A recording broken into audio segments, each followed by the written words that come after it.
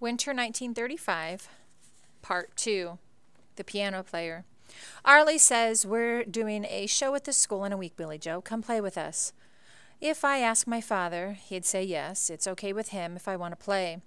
He didn't even know I was playing piano again until the other night. He's making some kind of effort to get on better with me now, since I did him proud at the palace. But I say no. It's too soon after the contest. It still hurts too much. Arlie doesn't understand. "Just practice more," he says. "You'll get it back. You can travel with us again this summer if you like." I don't say it hurts like the parched earth with each note. I don't say one chord and my hand screams with pain for days. I don't show him the swelling or my tears. I tell him, I'll try. At home, I sit at Ma's piano. I don't touch the keys. I don't know why. I play Stormy Weather in my mind, following the phrases in my imagination, saving strength, so that when I sit down at the piano that is not Ma's, when everyone crowds into the school for Arlie's show, no one can say that Billy Joe Kelby plays like a cripple. March 1935. No good. I did play like a cripple at Arlie's show. Not that Arlie would ever say it, but my hands were no good anymore. My playing no good. Arlie understands, I think. He won't ask again. March 1935. Snow. Had to check yesterday morning to make sure that was snow on the ground and not dust. But you can't make a dust ball packed together and slam against the side of the barn and echo across the fields, so I know it was snow. March 1935. Night school. My father thought maybe he ought to go to night school, so if the farm failed, there'd be prospects to fall back on. He started to sound like Ma. The farm won't fail, I tell him. Long as we get some good rain, I'm starting to sound like him. It's mostly ladies in those classes, he says. They take bookkeeping and civics and something called business English. I can't imagine him taking any of those things, but maybe he doesn't care so much about the classes. Maybe he's thinking more about the company of the ladies. I'll bet none of them ladies mind spending time with my father. He's still good looking, with his strong back and his blondie red hair and his high cheeks rugged with wind.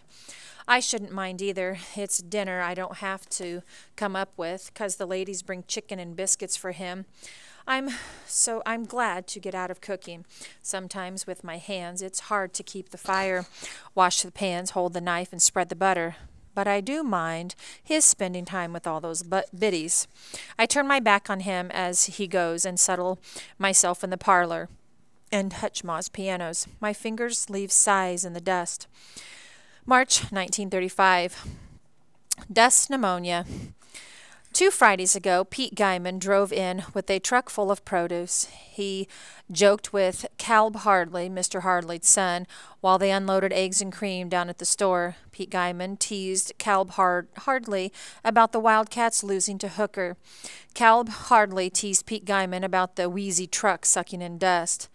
Last Friday, Pete Guyman took ill with dust pneumonia. Nobody knew how to keep the produce truck on the road. It sat, filled with turkeys and heavy hens, waiting for delivery. It sat out in the front of Pete's drafty shack and sits there still, the cream curdling, the apples going soft.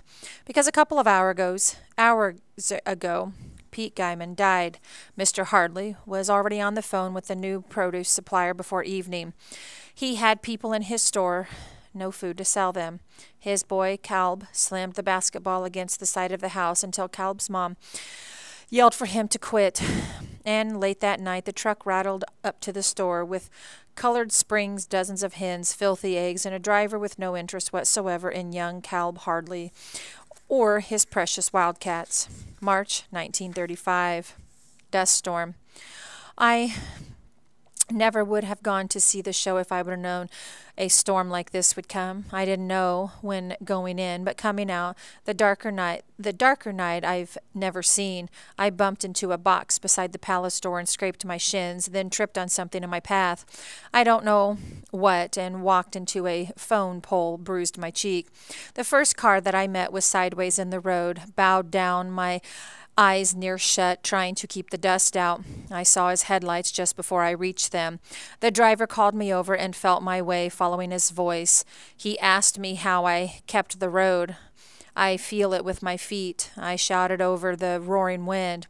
I walk along the edge, one foot on the road, one on the soldier, and desperate to get home.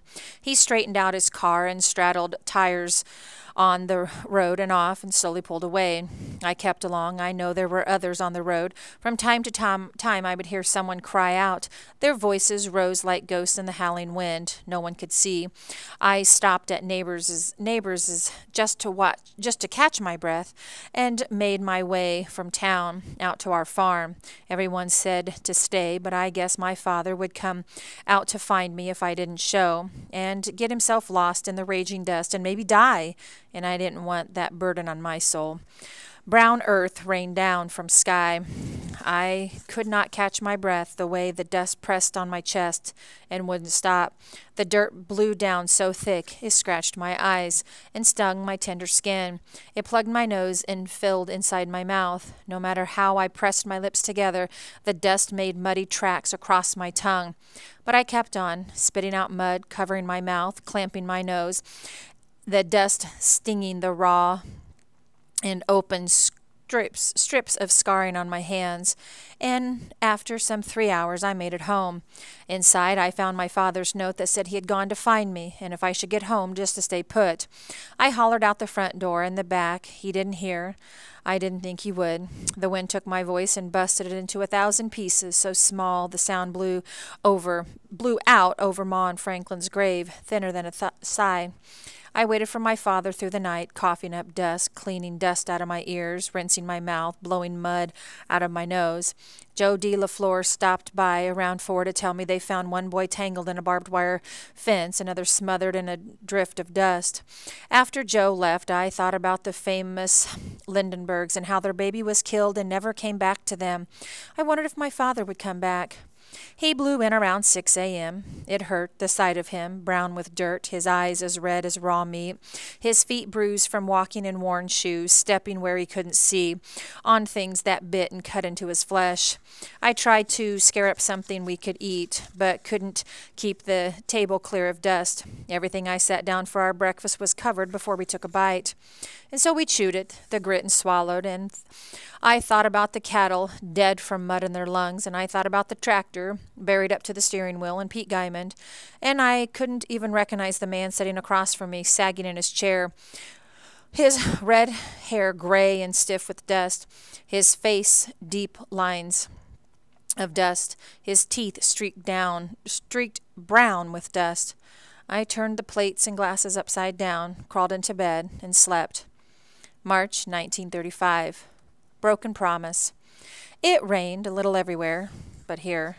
March 1935. Motherless.